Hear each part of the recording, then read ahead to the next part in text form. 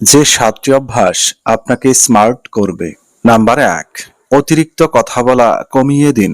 যতটুকু প্রয়োজন কথা ঠিক ততটুকু বলার অভ্যাস করুন।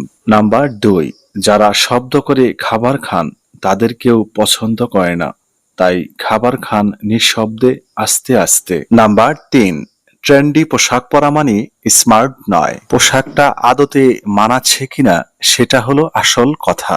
নাম্বার 4, হেসে সুন্দর করে কথা বলাও স্মার্টনেস। তাই বলে কথায় কথায় হো হো করে হাসবেন না, এটাও শোভন নয়, পরিমিত হাসুন। নাম্বার 5, যে কোনো পরিবেশে মানিয়ে চলাটাই স্মার্টনেস।